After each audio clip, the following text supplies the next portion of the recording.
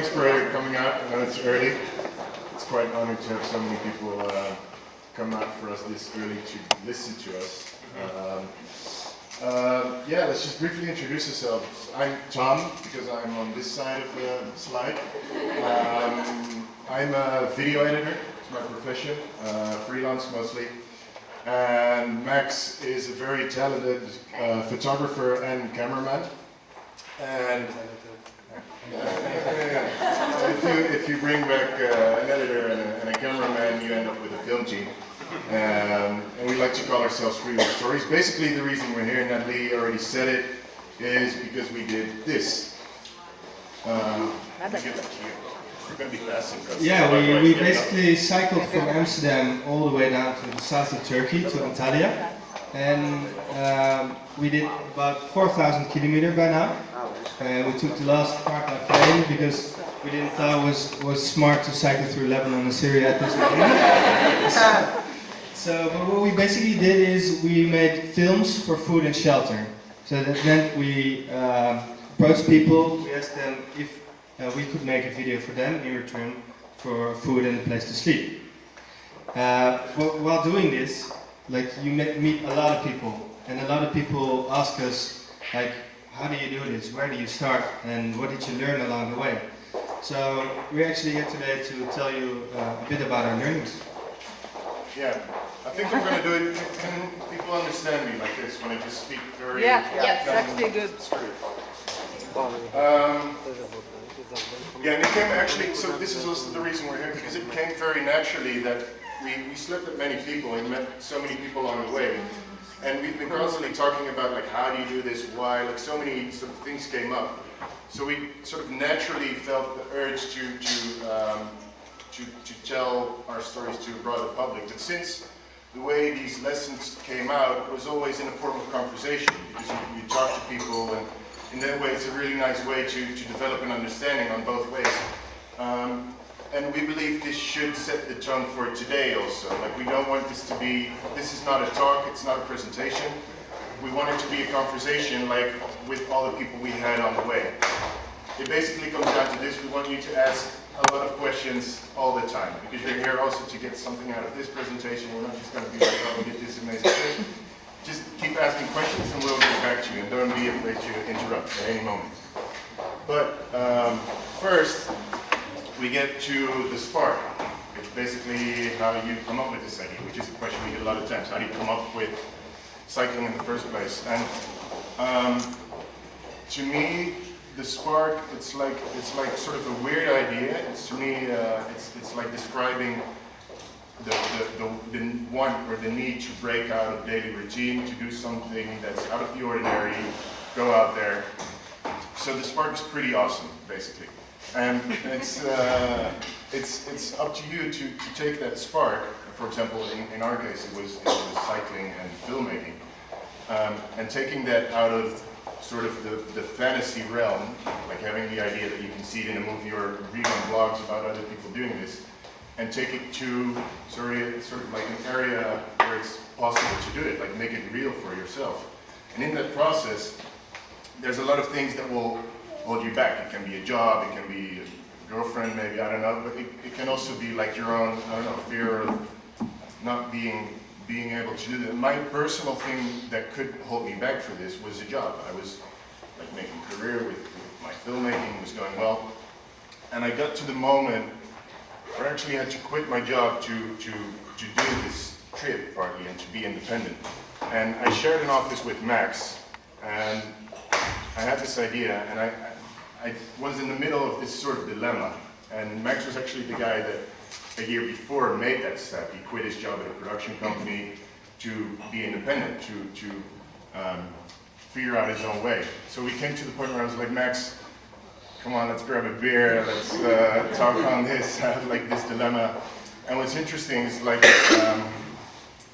while explaining this, I'm having this dilemma, and then there's also this cycling filmmaking thing I want to do. And it's like, yeah, tell me about the cycling filmmaking thing. And we found out that he was facing the exact same dilemma as me, which was pretty like I was going from A to B to C, like work, friends, going out, going home, and do the same thing all over the next day. And I had like 4 years of study just behind me, and after that I immediately went into professional work.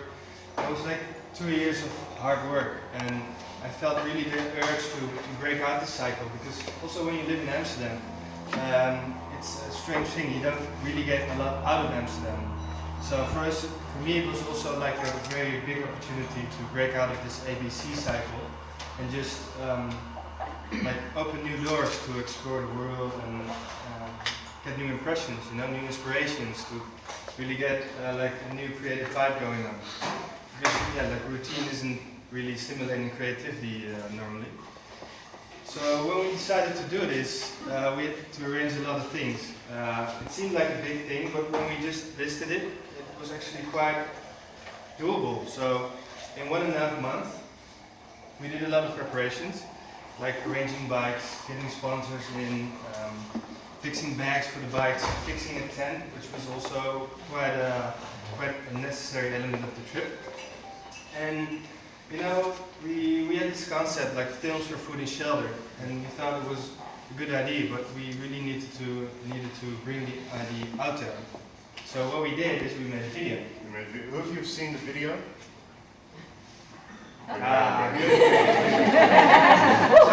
So we actually made the video because of 3 reasons. One is to explain our story in a short way to everyone so they can understand it very, very fast. The other way was to get leads for first stories, like, yo, people, we're going to travel, send us your story so we might drop by. And the third reason was actually to build an audience, which was very important in the success. This is Tom's apartment. This is Max's bonsai. These are Tom's books. This is Max's record player. Meet Max and Tom, 2 guys who have one thing in common. They love making videos. They use the medium to tell compelling and engaging tales in plenty of different ways. Documentaries, commercials, event videos, personal profiles, and a lot more besides. Max and Tom live and work in Amsterdam, a city where everybody loves bikes. I want to ride my bicycle, bicycle, bicycle. They ride their bikes to work, through their park, to the supermarket, into the supermarket, and back from a night out. Although Max and Tom love their city, they also love traveling to satisfy their curiosity about the world. This urge to explore and discover led them to come up with a plan to go on a mission to tell the world some unique stories it has never heard before. Stories that need to be told. Here's the deal. In June 2015, they will be leaving Amsterdam by bike with all their film gear. And their first stop is, they don't know. That's right, that part's up to you. If you're a company, a creative agency, an NGO, a film producer, or just a nice person, and if you've got a story you're bursting to tell, then Max and Tom will come your way and help you tell it. The good part is, all you have to do is provide a place to sleep, a hot meal, and a smile when the job is done. But what if you live on the other side of the world?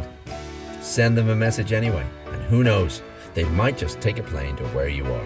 Anything's possible. And that's it. To follow Max and Tom's journey, drop in at freewheelstories.com. And while you're there, leave them a message and let them know if you've got a story to tell. Bye, guys.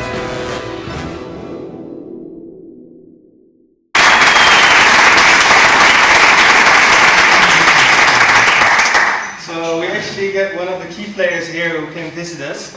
This is Jasper.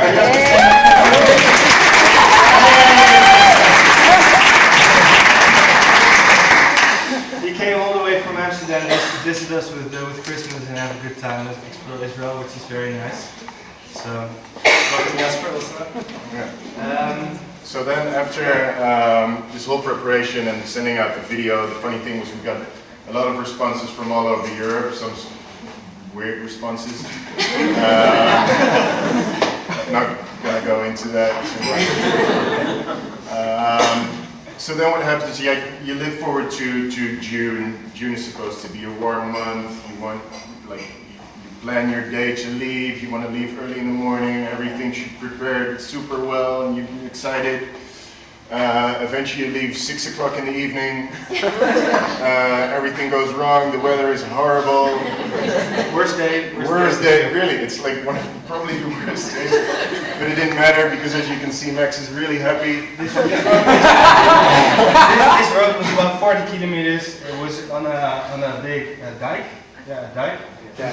Full headwind the whole 40k. With rain. It was terrible.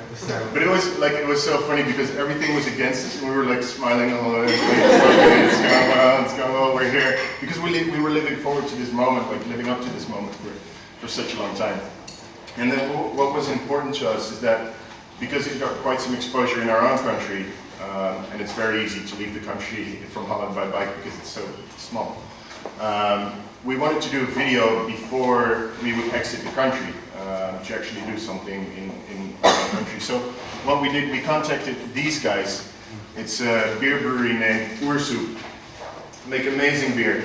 And we planned this along the way. It was on the second day. We gave them a call. It's like, guys, we know about your beer brewery. You're right on the border of Germany. We want to make a video before we leave. And they didn't know shit about what we were doing. So we were just like, we'll come your way and we'll have a good offer for you. But basically, we want to make a video. So we arrived at the place. Max came up with the weird idea to make a video on how to taste beer, with the theory that a lot of people are starting to drink special beer, but nobody really knows how to taste it. So we sat down, drank beer with the guys, and they were like, yeah, you guys make cool stuff. You're free to do whatever you want, and you can sleep at our place and get free beers and burgers. Yeah. So we set up our tent next to the terrace, which was very cool. And but because of the rain, we eventually had to move into the brewery where we slept the rest of the 3 days. Question. Part of the trip is deciding to sleep in the tent. Yeah. For sure. Even if you have a bed. The thing is to sleep in the tent. No, it's a choice. It's like we do a bit of both, but we'll get into that. Good question. In this case, we slept inside the brewery, which was also fun. It's like we rolled out our mats, we were like in the brewery. We woke up at this cafe in the morning, like making our own coffee. It was very, very cool. But it's all about this one. We made a video on how to taste beer. Welcome to Oersoep, home of Kik, Sander and the Oersoep family. Kik and Sander are famous for cooking delicious soups of malt, hops and water, and today they will be teaching us the mysterious techniques of how to taste beer. Because you see, although a lot of people put aside yellow beer for special tasty craft beer, some people have no idea how to taste it. So let's go. Step 1. Choose. It all starts with picking your style of beer. For the best advice, use your taste buds. Fruity. Sour beer, yeah. Step 2. Fill. Step 3. Smell. Use your nose while the beer is still fresh. Use words to describe the smell. Bouquet. Very good. Aroma. Of course. Essence. Beautiful. 4. Look. Try to explain the color, clarity, and head. Step 5. Drink. While tasting, describe the mouthfeel, taste, and finish. Step 6. Enjoy. Yes. Now go to the bar and show off your tasting skills. Turn off the lights. Light a candle. So if we get back up, question. Do they use that in their promotions? Like, is that part of the exchange? You say, we'll make your video, you can... Yeah, they did. It was basically a way for them. We found out on the spot that they were actually making, that they had just made 2 other promotional videos and they didn't say anything. They also didn't really care, which was pretty cool. Because it's very easy to say, we already have 2 videos, no, sorry. They're like, no, come in, make whatever you want. It's extra content. And it's not as serious as the other videos, which is also People who are acting, are they people who are just hanging out there? Yeah, well, people on the terrace, the guys who were in the video cooking the beer were the brewers, and yeah, the rest was just people who wanted to cooperate because they find Oersoep a very nice beer brewery. Like the people came there also. connected to the brewery in a way, because it's all a small town, small city. It was funny because like the guys didn't have any idea what they were gonna do, so we just like took a guy from the church, like stand here and say bouquet, and then I don't know if you've seen the video or not, but Okay, one more question. And you're staying in each place until you finish the movie? You finish Yeah. the movie and then... We did that with the most places. There was one place in Istanbul, we'll show the video also, but we moved out of Istanbul before we finished it because we wanted to put it away to watch it again later to judge it in an objective way. So how long did it take you to make, for example, this movie? This was 4 days of filming, and because I was filming and Tom was editing, we could start editing along the filming process. So actually after 5 days we filmed it and finished it. Yeah, so that was quite fast. Yeah. But to come back to the creative point, one of the reasons we started this trip was to go on new challenges. And what I was telling about the ABC cycle, we really wanted to break out of the doing jobs for clients and trying to make independent work. Just like the beer video, we thought of the concept and then they let us go. That's actually a thing we did later on in the trip as well with several other videos. We really made independent work without having a client to say, this not, this we want this in, this not, etc., etc. So that was one of the professional challenges we had, and of course also to grow our international network, which was very important to us both as filmmakers. And lastly, no, physical part. Yeah. So this is a thing we get a lot of questions about. It's like, guys, why cycle? And the interesting thing is the way that the idea came up. So I'm referring back to the spark again a little bit. Is that it wasn't actually as the physical challenge. What happened more was a little bit that we noticed, again, the ABC cycle. We were going from place to place to place to place. As you know by now, Amsterdam is like the cycling heaven. Everybody cycles there. And we came up with this stupid thought that, all right, we have like friends, work, other places where you go, and every once in a while we're in our own beds, but not that often. And all the things that are connected by these things are the bicycle. So why aren't we able to do everything we do in our life without the actual bed?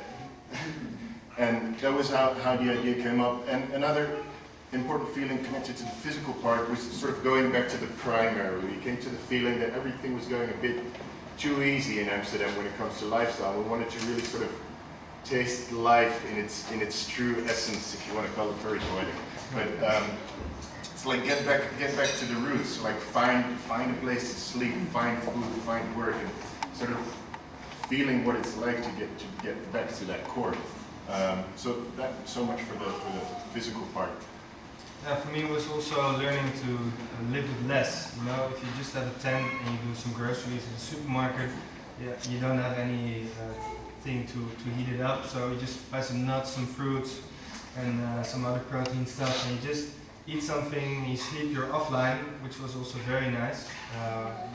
You're really connected to nature in a way, which makes you like switch back for a second and get to know your own rhythm, you know, instead of getting beat all day.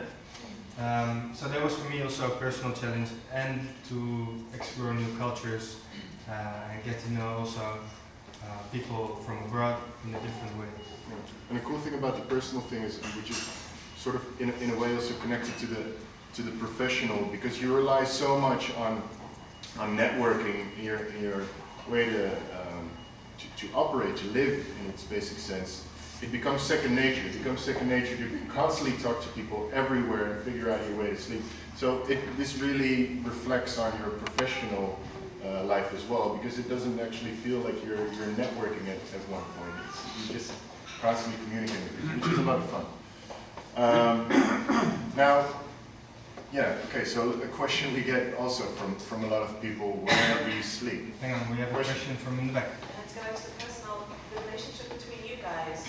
I mean, that's something that spoken about. I mean, how is it in terms of professional and how you manage to get along the whole time, both working and living? And Like we met 1.5 years ago, so we don't know each other for that long actually. But we met doing a video project in Amsterdam, and we became friends. And yeah, the traveling part just worked out, because if it didn't work out, we wouldn't have been here. Yeah. But I must say it's ridiculous how this, like, also we keep on being amazed by it, and we refer to it like on a professional level, on a creative level, on a personal level. I mean, you're constantly together every day, and it worked out for some reason, and it's going really well. So it is, yeah, it is notable to say. That's pretty cool. Who of you knows or doesn't know couch surfing? Who knows couch surfing? Okay, couch surfing is awesome. Really, really cool. We actually found out about couch surfing on the way. We didn't know when we left, because obviously we weren't going to make a video in every little village in return for food and shelter. It was just going to take too much time. And yeah, honestly, we can't praise couch surfing enough. It's like we met so many amazing people, and the cool thing is when you think back on every country, for example, you think back to Serbia, you don't think back about, okay, you think back about the landscape, but the first thing that comes to mind is the people you met there. And through couch surfing, it's just, they really set the tone for your experience in that country. And from that point of view, it's no surprise that their slogan is travel like a local. Because it really connects you to people, and for creative purposes, it can allow you to find stories. Because a couch surfing profile, I don't know if you've ever seen one, it's full with information about it. It's also a bit of a database to find interesting new people in a way, which is also pretty cool. But apart from couch surfing, question. Have you ever thought about making a film about couch surfing? We did. You did? Yeah. Yeah, we thought about making short profiles about like the people we met, but we ended up finding different stories were more was more diversity in it. I'll show you one later. Yeah. Good question. Might be nice to get back to that, since you got so much out of that service. That's actually a thing. Like when we return in Amsterdam, one thing I'm gonna do is host people from couchsurfing. And I think that's also the thing you return in this community. Like you open your house to people, and if you have time, you show them around. So another big part of this trip was wild camping, which was very, very nice. Like in between the big cities, where in the big cities there were a lot of couchsurfers. Along the way, in nature, there were sometimes like hundreds of miles we had to cycle, and we came across the most beautiful landscape, the most beautiful waters. And usually when it got dark, we would check on the map for a green spot or a blue spot. We would cycle there to check out if we could set up our tent somewhere. Most of the countries it's legal. Some of them not. Netherlands and Germany, which is a bit. I don't even remember the legal part. Okay. But it's great. It's really great. Yeah, it's cool. And we got like many different, but we also slept like, because sometimes it gets dark and you're in an environment that doesn't really allow you to find a forest or a lake or something like that. So we ended up sleeping next to highways also, and, weird locations. Yeah, so that, I mean... The cycling video. Thank you. It's open on the left. Safari. Yes. Yeah, so this is what I was wearing, because a lot of people were asking me, it's like, okay, what it's like to cycle, and we were constantly making pictures. But at one point I decided to put a GoPro on my head. It was in Serbia, and I made like a very short 30-second video out of it to give an impression.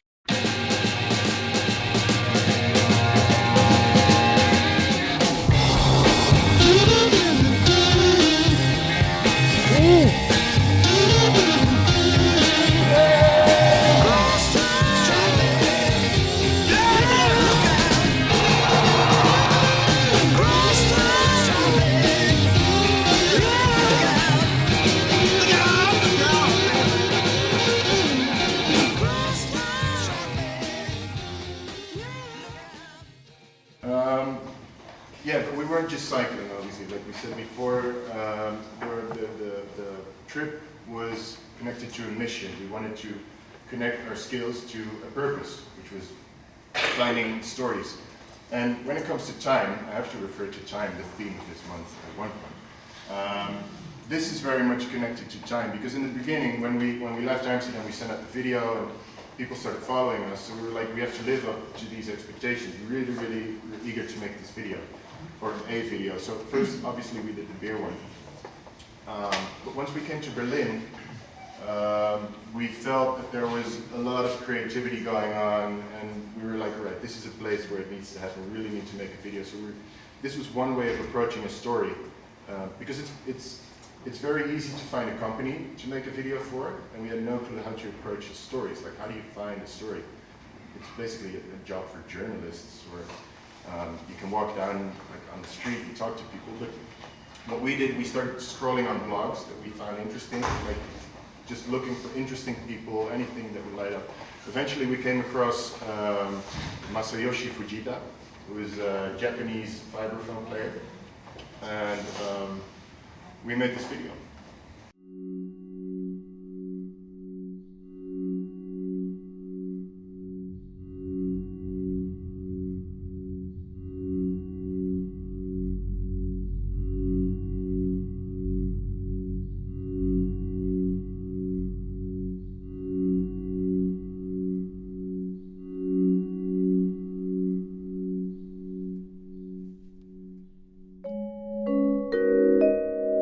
My name is Masayoshi Fujita. I was raised in Japan, Chigasaki. It's my hometown. I moved to Berlin in 2006 because I had the feeling that I could grow as a musician more, and Berlin gave me a more free space and time to create music.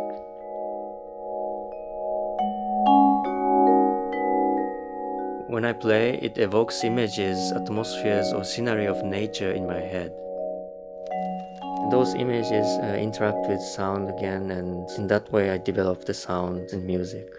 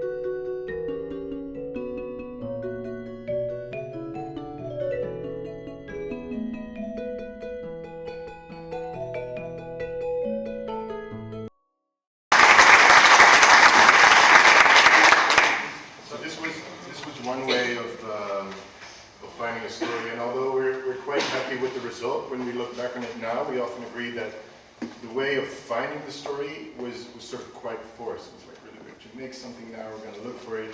And the next video was actually this one. This is not the next video, there were some videos in between, but this one deserves some extra attention because the way of approaching the story was completely different. It was in a very natural way. Yeah, I wanted to add one more thing on the previous video. It was maybe it's nice to know we did it without any budget, and we did it in the Berliner Dom, which was very awesome. We did it in the middle of the night. And what we really noticed is that if you just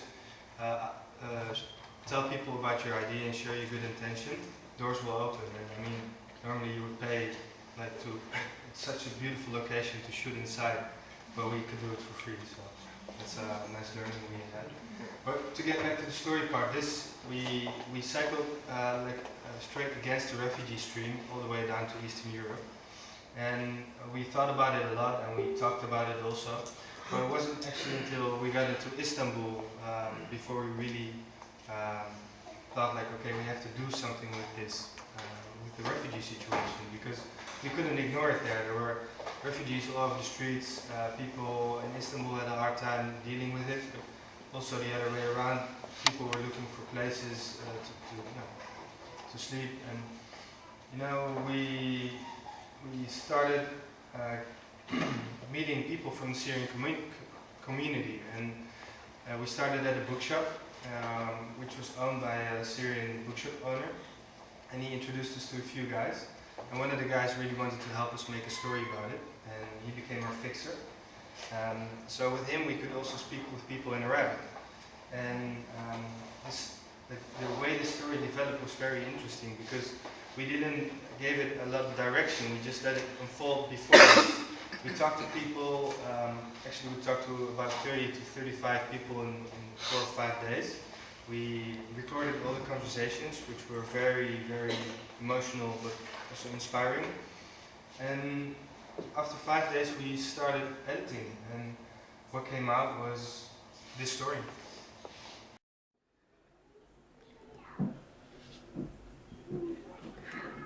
I'm going tomorrow to Germany. We will be going through these little boats to Greece, and a lot of people are not surviving.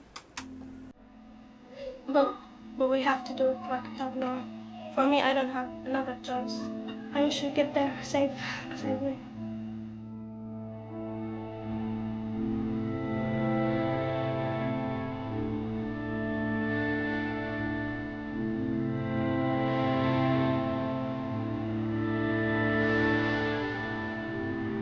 يجيبوا الكلب يجيبوه من برا لو انا معه هوية معه باسبور معه دخولية معه خروجية هو الكلب. لكن انا سوريا ما معي جواز سفر سوري. بحس المواطن السوري معي هالهوية بس. لكن انا بلجي. انا والله عايش باسطنبول. ويومين بدي اعيش على البحر. بدي اروح على البحر، يا بدي اموت يا بدي اروح على اوروبا، لك يا اخي والله بلدي حلوه. بلدي حلوه. سوريا حلوه. بتشوفوني. It's hard when you're coming from war and you have to, when you're pushed here. So we're forced to be here. If I had the chance to go back to Syria, I would love to, but I can't. كثير يعني زوجي راح بالأوضاع، عندي 4 أطفال يعني، أكيد راح شباب كثير، طبعاً مدنية على الأغلب يعني.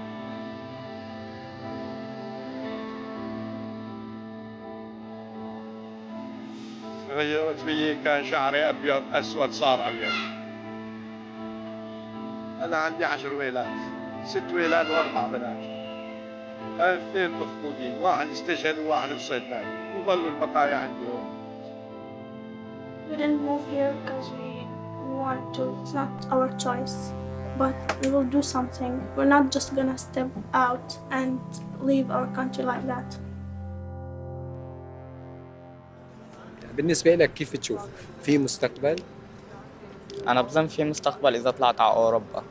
حلو. إنه هنيك بدرس، نعمل عائلة وأسرة، ننمي موهبتي ونعيش حياة سعيدة هنيك بعيد عن شان. I will be a doctor. I like it. I want to go to school and I'm a clever student also, but I can't do it in my country. I want to go to another country. The Syrian people who are moving, some of them are saying we don't want to go back. Like the country won't rebuild before 10 years, but finally it will end. Every war got to an ending. Germany, which was Syria now, are going to there. After the World War II was completely destroyed, now Germany is one of the most strong countries in the world. Now we have to take lessons of that, and maybe we will make it, like the Germans, like the Japanese. It's not possible to do it. I kind of promised myself that no matter where I am, I will be back to Syria. I'm maybe gonna spend 5 years in Germany. I hope time doesn't kill these ideas or just delete them. خاصة بقلبي صراحة شو هو المستقبل، بس بتأمل فيه إنه يكون حلو. بتأمل طالما في أمل في شباب مثلنا وأحسن مننا، لأنه ما بنشبه حالنا نحن بالكمال، في أحسن مننا وعم يشتغلوا أكتر مني. أنا كموقع بهاي البلد في ناس عم تشتغل وعم تقدم شيء أكتر مني.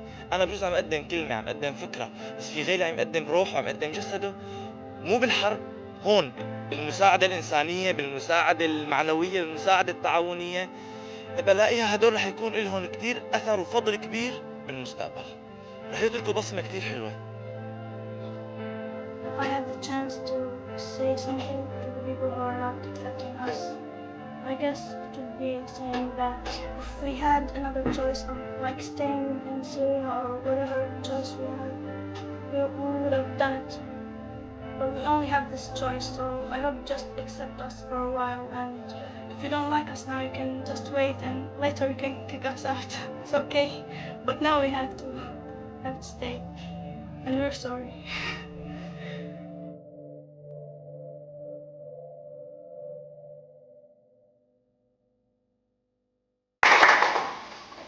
Yeah, it's still hard to, like, every time you look at that. So what's good to say, this girl, her name is Sajida, and we still talk to her like pretty much every week, a couple of days. She's in Germany now, she's staying right outside of Berlin. She's like, I'm having great fun, we're going to celebrate Christmas here. So that's really cool. She made the crossing without getting hurt or anything. Yeah, so yeah. That was also very Yeah, and we still have like some friends in Istanbul based on this video that we're constantly in touch with, and from that point of view, it was a very interesting experience. So we got the 5 minute cue. Yeah, sure. So overall, this is like the concluding part of the whole trip. We don't want to call it lessons; we want to call it discoveries, because it's basically things we discovered, and you can take the lessons out of it, like whatever lessons you have. One thing what we learned is that network, as Tom already told, like networking became our second nature. Just by telling people your story, but also telling them what you need or what you're looking for. Just as long as you're traveling with good intentions, doors will open and people will try to help you. But you can network on all kinds of different levels, you know, just by handing out a card or, you know, sending someone an email or adding someone on Facebook. But also here in Tel Aviv, we went to all kinds of meetups to find some commercial work as well. And yeah, you just find places where people come together, like here, and you tell about your story. And this way the chemistry happens. And that's a nice thing. Yeah. This is the first time we're seeing the bikes. How much do they weigh fully, maybe? What? How much do they weigh fully, like, packed up? No idea. Very heavy. Yeah. Yeah, so challenge your climate. What this means to me is that you can have a lot of reasons not to go on a trip. It's, again, referring back to the spark. So for example, I'm shit at sports. I never do sports. I really don't know how to fix a bike. I still suck, really. And to me, it's like these reasons can be a lot of reasons not to go on a trip, or you can look at them up close and think like, all right, what if I challenge my own climate and make it inevitable for myself to learn these things? Because if you're on the foot of a mountain and you're not good at sports, you're not going to be like, all right, I'm going to sit on the side of the road now and not go on. You have to. And this counted for a lot of things. This also counted professionally. And I think this is an important lesson. It's about if you want to learn something new, or if you want to take on a new experience in your life, don't think about yourself. Think about how you can change the context around you in order to make it possible, or even better, like inevitable for yourself to learn. And what we also noticed is that when you have a project going while you're traveling, it really gives you access to new worlds, because you have an excuse, you have a camera, you're looking for stories, and we really learned that just curiosity really is something that can open doors for you. Yeah. This was fun. This was like, we woke up and there was a herd of sheep coming in the morning. Digital nomadism, this is not something we came up with. It started like along the road when we started explaining what we were doing to people. They were like, so you're a digital nomad. We're like, what's that? Right, maybe.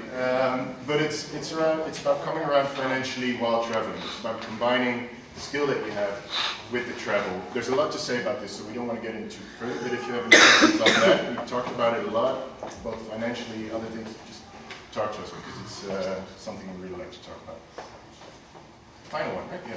Yeah, the final one is the art of no planning, and that's where the magic happens, because you run into so much spontaneous moments while you're traveling by bike. You see everything passing by. You also meet people along the road, which can really surprise you. Like this guy with a bottle of Hungarian Kalenka, which was pouring in our bidons, like, drink, eating, drinking, cycling group. These guys were amazing. That was the motto, eating, drinking, and cycling. So I want to add something to this, is that also we learned that you can plan everything ahead. You can make sure, but I mean, we didn't know where we were going when we left Amsterdam, but it has to do with that you can plan everything ahead, but the real magic happens in the unexpected and the discovery and the coincidence, although a lot of people have told us that coincidences don't exist. And the same counts for expectations. If you haven't got anything planned, there are no expectations. So they'll always be better than you expected simply because they're not there. That's it. So we also did a lot of things we didn't talk about. You can ask us anything. I think the time's up. So we can have one question, whoever's lucky. Quick. Okay, if everyone's happy to stay here for an extra 5 minutes, that's cool. We just like to, okay, cool. Go for it. 3 questions. All right, three questions. Let's start here in front. Did you thought about the end point? I mean, did you thought about, these two questions, like this amount of time, and I can totally say I'm different, I mean, as opposed to the beginning point. And you can say, okay, this is what I learned from this trip and this experience. Do you have something like that? You can like stand in front of the mirror and say, okay, this is me now. That's a good question. It's hard. To me, in general in life, I think it takes much more time to look back and be able to say that. Because the not normal, or like what we're doing now, which people would describe as not normal, becomes the normal for yourself. So you get used to what you're doing. But I think in general experiences, it always takes me like a year or 2 years to really look back and like really being able to conclude, really look back and say like, this is what I got out of it. There was like same years of progress. Yeah. Like so far for an endpoint, we also professionally, like here in Israel, we build up quite a network so far, and it's also for the future for us very interesting to have this network in Israel. And as long, like after 6 months of traveling, you come to a point where you just have to earn some new money to be able to continue, or you're able to fly back in my case. So, like we're now having some leads here in Israel, which is very, very nice. And if we can pick up some money here, we would be able to plan a new part of the trip. Yeah. Okay. So there's no real endpoint so far. So your own personal financial expectations, did you spend more of your own money than you thought you would, or less money? Less. Less? Yeah. Yeah, because the only cost you have is cost for food. And that's it. I mean, cycling is for free, sometimes a small repair or a tire. And further, we didn't pay anything for shelter yet. No, we actually paid 3 nights in total. One in a hostel and 2 in a pension near a hot spring in Turkey, which was also very cheap. So it just depends. We buy our food in the supermarket. We try to play smart in a way. And we, of course, sometimes going out. But we spend less than we expected. I'm very interested in that moment that happens between the spark and when you actually take action. I think that probably, speak for a lot of people in this room, there's a lot of creativity here, there's a lot of creative ideas here, but then I would like to hear your take on when that moment that takes you from, I've got this cool idea, and then actually executing it. I thought about that for quite a while, and to me it's like, again, it's like just seeing things very, very clearly and realizing that the things holding you back can be a very good reason do a trip. And another important thing, I hope this sort of clarifies, but if it doesn't, you should tell me. I'm just looking for that, that trigger, because I think that a lot of people have great ideas but don't actually take them to fruition. But you guys did, and I always look to emotions that drive me through that, to take action. What was it for you? I think so. First of all, like just writing it down can clear things up in the first place. You can go over things holding you back, like fear of doing it, fear of doing your job, and then sort of take all these elements apart and just reflect on them and see what's actually sort of inside the bucket that's holding you back. And so to get to our example, it was like, okay, it's work. We're sort of developing professionally, and everything is going well, and we're ambitious, and it's working out. So this could be a reason to hold you back. And then when you figure out that reason, that you can combine that reason in your trip in a way, you take it as an asset, so you totally reverse it instead of having it something that holds you back. But another thing, to me, was like the spark came up. The moment where it really took shape is when Max came in and we started talking about it.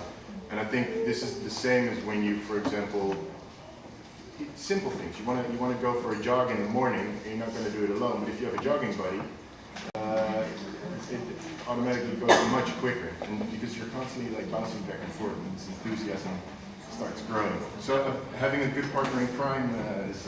And commitment. Like if you put your idea, what you have, if you put it like if you think I really want it, but I'm not sure when I'm going to do it, just put it out in the public domain. And tell people you're gonna do it within a year, for example, and that puts some pressure on it. It's also good. I think that you measure yourself up usually in a point of crisis. That's where you can deep down see where you are personally. So can you tell us a little bit about maybe one point of meltdown that you might have had during your trip? If there was, it's a good question. It's true. It's very true. I mean, difficult. It must have been some point where you were despaired or found difficulty, stranded in the top of a mountain, I don't know, whatever. I can name one. I mean, sometimes we had when we had to cross big distances, like we decided in Vienna to get to Istanbul, from Austria to Istanbul in about 15 days.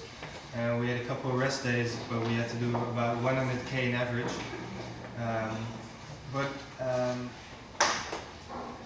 I'm sorry, like to Antalya, the last part to Antalya, the last part of the cycling of the trip. We had 5 days in a row of cycling. We were very tired. We had to do a lot of mountains, and then it became like November at that point, so it became cooler at night. So after 5 days of hard mountain climbing, we set up our tents somewhere in the mountain.